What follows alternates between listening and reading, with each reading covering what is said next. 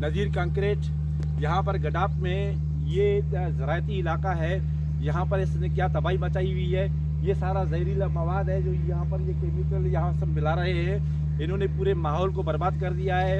यहाँ बराबर में गाजियान गोट है और यहाँ पर जो भी लोग रहते हैं उनमें सांस की बीमारियाँ पैदा हो रही है और उनके फेफड़ों में भी ये अमराज पैदा हो रहे हैं। बच्चे जो है ना जितने भी पैदा होते हैं वो सारे बीमार हैं, उनकी सेहत पर असर पड़ रहा है। यहाँ के मकामी लोग इनसे बेजार हैं, तंग आ चुके हैं, लेकिन चूँकि ये पुलिस को पैसा देते हैं, भत्ता देते हैं, इसलिए ये चल रहा है। जब हमारे दोस्तों ने यहाँ पर तहरीक चलाने की बात की तो SHO बार बार उनको फ़ोन करके अपना एहतजाज जो है ना वो बंद करने के लिए कह रहा है और धमकियाँ दे रहा है कि आप ये गलत कर रहे हैं। इसकी असल वजह ये है कि ये चीज़ गैरकानूनी है, ये भत्ता देकर यहाँ पर चला रहे हैं। ये आपको सामने ये बागात जो नज़र आ रहे हैं, ये तमाम दरख्त जो है ना ये भी तबाह हो चुका है, ये पूरा माहौल तबाह हो चुका है। इस एक ही फैक्ट्री ने इस पूरे माहौल को तबाह कर दिया है। ये पूरा जो माहौल है ये तबाह हो चुका है, तो इसको बंद होना चाहिए, नहीं तो ये एहतजाज जो है ना ये बढ़ता जाएगा।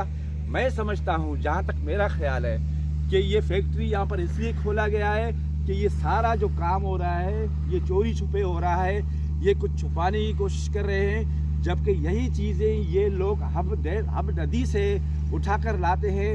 यहाँ पर ये काम किस लिए कर रहे हैं, जबकि ये काम वहाँ भी हो सकता था। इसकी वजह ये है कि ये कुछ गवर्नमेंट से छुपा रहे हैं या उनसे छुपा रहे हैं जहाँ पर इनको कुछ टैक्स वगैरह भरना पड़ता है। बहरहाल जो भी है, इन्होंने माहौल तबाह कर दिया है।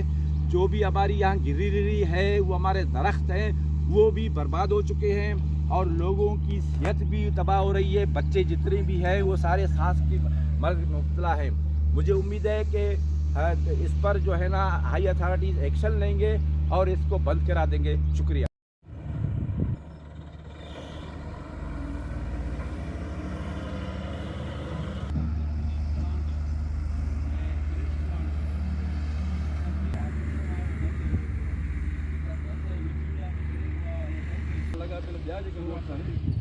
सोरा फकी ॻोठ ॿिया अहिड़ा ॻोठ जेके आहिनि उन्हनि जा जेको पंहिंजे बिस्तरनि ते हथ हणनि था त हुते बि दस ॼमी थी। आख़िर कहिड़ो कानून आहे?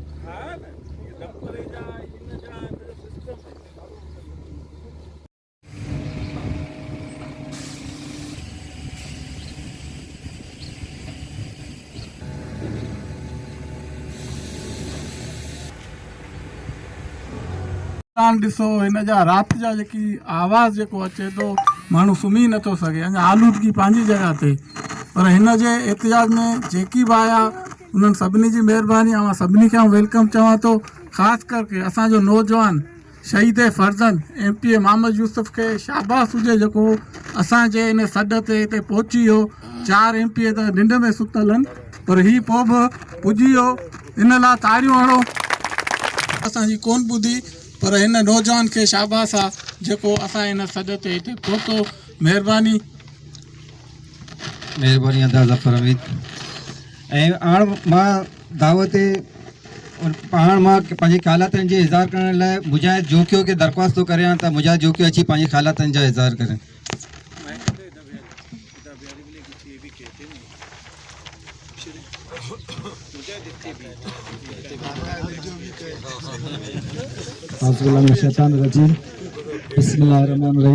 मोहतरम जनाब प्रेस क्लब जा साफ़ी दोस्तों, सोशल मीडिया से ताल्लुक़ रखण नौजवानों, अस्सलाम वालेकुम।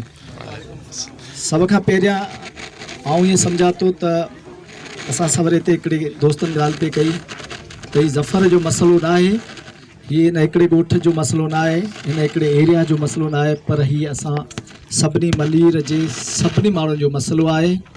शाबाश ज़फ़र खे इन जे करे ॾियां थो त हुन इनिशिएट वरितो ऐं क़दम खयो। पहिरीं 2-4 ॼणा निकिता, हाणे माशाल्लाह मलीर जा खोड़ दोस्त खोड़ साफ़ी सभु असां सां हिन मसइले ते गॾु आहिनि। असीं इहो यकीनदानी करायूं था त हिन मामले ते असीं दामन सुखन गॾु पायूं ऐं हिन मसइले जे लाइ करे असीं जेको बि दोस्त जंहिं बि फोरम ते वेठल आहे, जंहिं जॻह ते वेठल आहे, उहो पंहिंजी अंजाम ते पहुचाइजे। सभ खां इहा ॻाल्हि कोर्ट में बि जदोजहद कजे ऐं कोर्ट खां ॿाहिरि जेके असांजा मुख़्तलिफ़ फोरम आहिनि उन ते बि जदोजहद करण जी सख़्तु ज़रूरत आहे। सो आऊं तव्हां दोस्तनि सां जेकी बि असांजी हैसियत आहे, बसात आहे, असां तव्हां सां गॾु आहियूं हर मामले ते। वॾी महिरबानी। जी महिरबानी अदा मुझे जोकियो तव्हांजी। और नेक्स्ट असीं जज साए गडाफ डेवलपमेंट जे टीम के ख़ुसूसन ज़फ़र अमीर के जंहिं इनिशिएट वरितो ऐं मुजाहिद जे तमामु ॻाल्हियुनि सां इतफ़ाक़ थो करियां त असां साणनि दामे दरमे सुखनी गॾु आहियूं।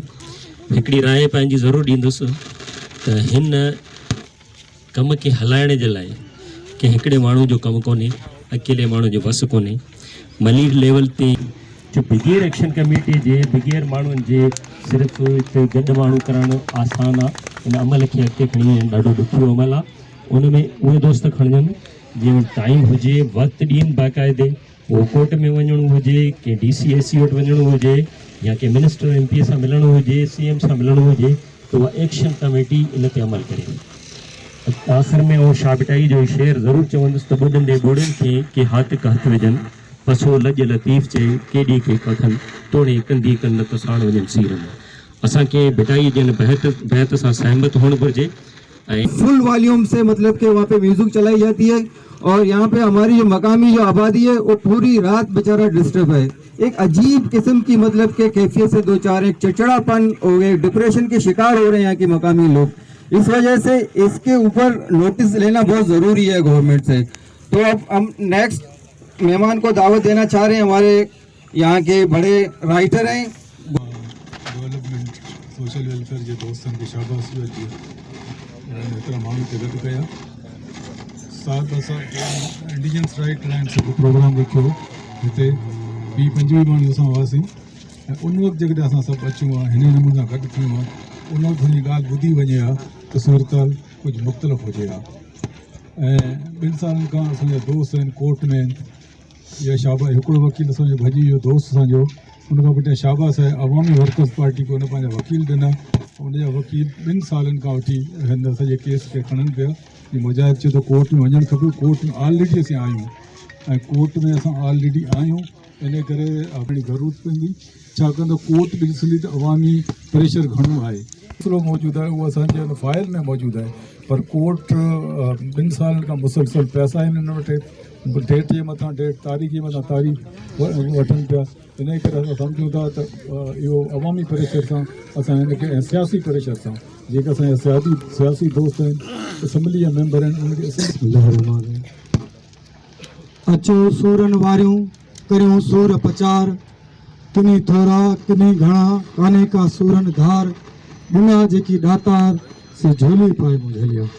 मुंहिंजा साथियो दोस्तों, अॼु जंहिं सॾ ते असीं सभु गॾु थिया आहियूं, जंहिं वक़्तु असां सोशल मीडिया ते फेसबुकनि ते जेको सियासत जो हेडक्वार्टर हो, जेको मलीर में प्लानर हुआ, उन्हनि जे ॻोठनि में जेकॾहिं अहिड़े क़िस्म जा हशर थियनि त बाक़ी ॻोठ बाक़ी इलाइक़ा उहे त असां अॻे ई पोइते पियल हुआसीं।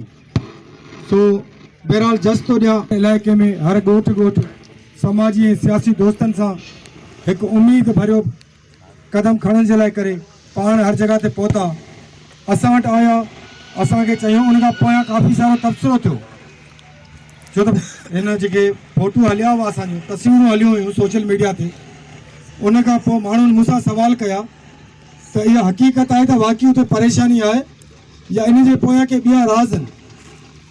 पर भाउ ज़फ़र जी जेकी ॻाल्हि हुई, उहा ॻाल्हि मूं दोस्तनि ताईं पहुचाई त हीउ हक़ीक़ी मसइलो आहे।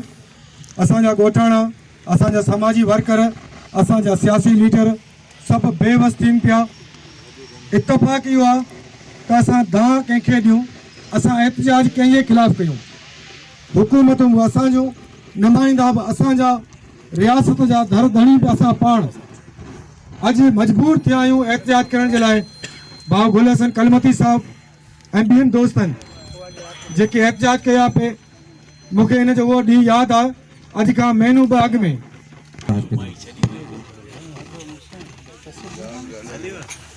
एक्टिविस्ट उन्हनि ॻाल्हायो आहे ऐं मुंहिंजे ख़्याल में हिते असांखे इहो थो कंहिंजो इंतज़ारु न करणु घुरिजे, छो त ही असांजी जेका मंज़िल आहे त पहिरीं जेको सो असां मसइलनि जेके ज़्यादा मसइला आहिनि, मलीर जा इलाही मसइला आहिनि, उन्हनि खे शामिलु करे हिन जेको अॼु जेके ख़ासि करे हिन इशू जे हवाले सां जेको असां एहतिजाज पिया करूं त उन तां उहा तवजह हटी वेंदी।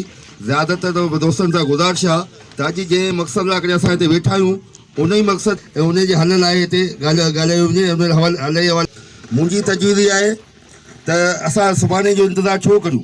असांजी पूरी करीम मली जी क्रीम वेठी आहे ऐं तव्हां ॾिसो त हमेशह बैनर जा पोस्टर के सहारे ते लॻाया वेंदा आहिनि, मगर असांजे दोस्तनि उहो बि माना सहारो छॾे ॾिनो आहे। पंहिंजे हथनि में पंहिंजे हिते बैनर तमामु जज़्बे सां हथ में खणो बीठा आहिनि त असां हर नामुमकिन शइ खे मुमकिन बणाए सघूं था।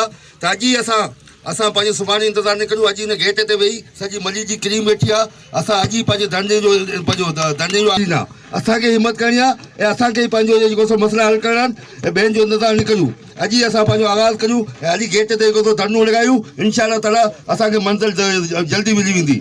ऐं बाक़ी इहे कमेटी ठाहिण जो मक़सदु ई इहो आहे त पेंडिंग हुजनि। जीअं कोर्ट में को माण्हू केस थो करे त उहो साल गुज़रियो वञनि, केस मसइलो हल कोन थो थिए। कमेटी बि ईअं आहे, जो कमेटी ठाहियासीं त इहे मसइला हल कोन थींदा। असां पाण सभु गॾिजी एहतिजाजी धरनू GDSW तरफ़ां ज़फ़र हमीद जे तरफ़ां जेकी रखियल आहे ऐं इन में आउं सम्झां थो जेतिरा ज़फ़र कार्ड विराया अगरि उहे ई माण्हू अचनि हा त अॼु रोड ई जाइ न हुजे हा। बाक़ी शोशे हिते जेकी दोस्त वेठा आहिनि ज़्यादातर त मूंखे उहे नौजवान पिया नज़र अचनि जेकी सिर्फ़ु फेसबुक ते ॾिसी आया आहिनि ऐं उहे महिमान ई कोन मौजूदु आहिनि। अगरि ज़फ़र हमीद जी ID ते तव्हां वञी ॾिसो न, घणनि जा ई फोटू बि लॻा पिया आहिनि। उन्हनि में ई अव्हांखे अंदाज़ो थींदो की केतिरनि खे हिन नौजवान वञी पाण दर ते वञी उन्हनि खे सॾु ॾिनूं ऐं न अचणु उन्हनि जी नाअहली आहे। छोकी हीउ मसइलो सिर्फ़ु GDSW जो न आहे, सिर्फ़ु गाजान ॻोठ जो न आहे, हीउ मसइलो गडाब जो आहे, हीउ मसइलो पूरे मलीर जो आहे, हीउ मसइलो असांजे सिंध जो आहे। ऐं आऊं हिते मौजूदु एज़ ए MPA मौजूदु आहियां ऐं ॿिया जेकी असांजा नुमाइंदा आहिनि शायदि कंहिं मसरूफ़ियत जी वजह सां पहुची न सघिया हूंदा, उन्हनि जे तरफ़ां आऊं माज़रत थो करियां। मगर मुंहिंजे ख़्याल में अगरि आऊं हिकिड़ो MPA मौजूदु आहियां तव्हां सम्झो मलीर जा 5 ई मौजूदु आहिनि, MNA बि मौजूदु आहिनि।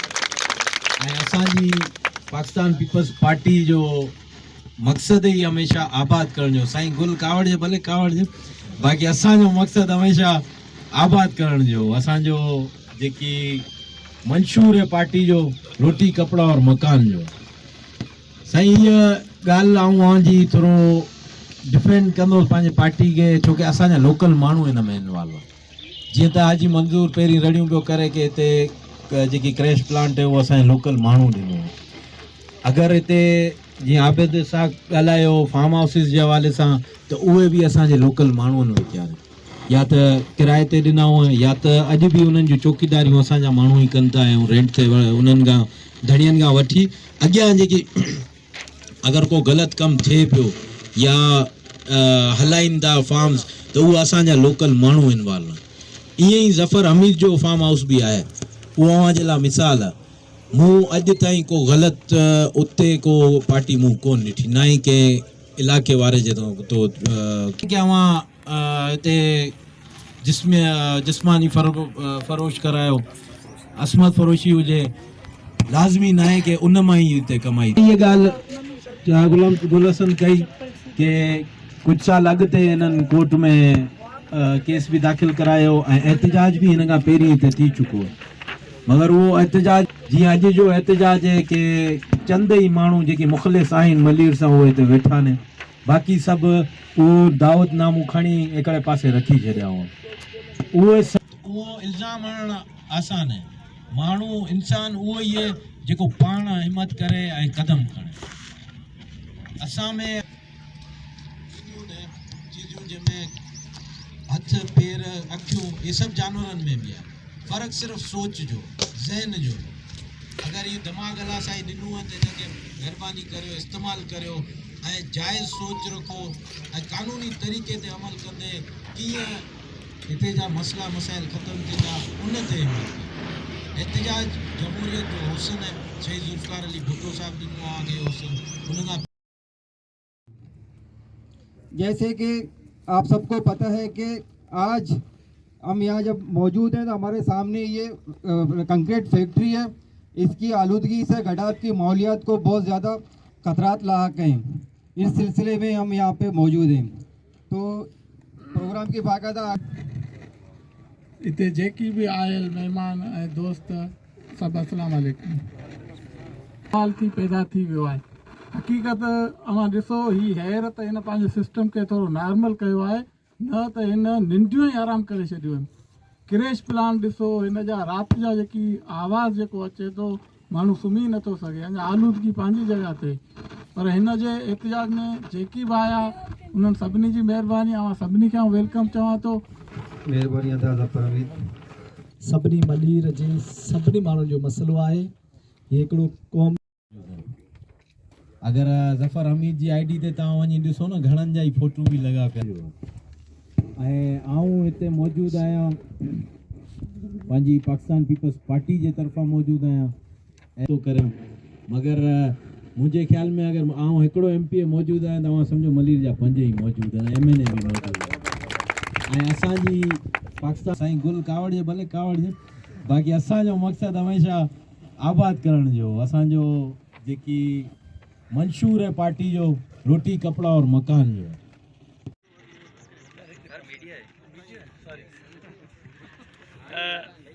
सभिनी खां पहिरीं ज़फ़र हमीद बलोच साहब ऐं संदसि अॼोके हिन समाजी सॼे सथ खे सुठा खीरूं थो ॾियां जो हिन घटि में घटि हिन इलाइक़े जी दाह तव्हां सभिनी जे आॾो दर्ज कराई आहे। पर दाह ॾिजे त कंहिंखे ॾिजे भिटाई जो बैथा जो से लोड़ायूं थिया जिनी संधी धीर मारवड़ा फ़क़ीर कंहिं दर ॾींदा दहाड़ी। हीअ जे खिते में असां अॼु बीठा आहियूं उन जे लाइ ही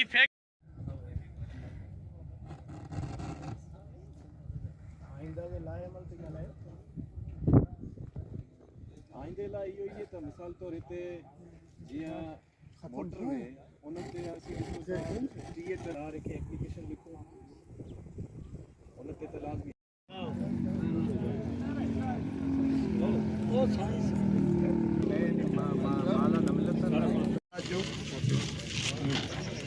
वॾी वॾे पैमाने ते जेकी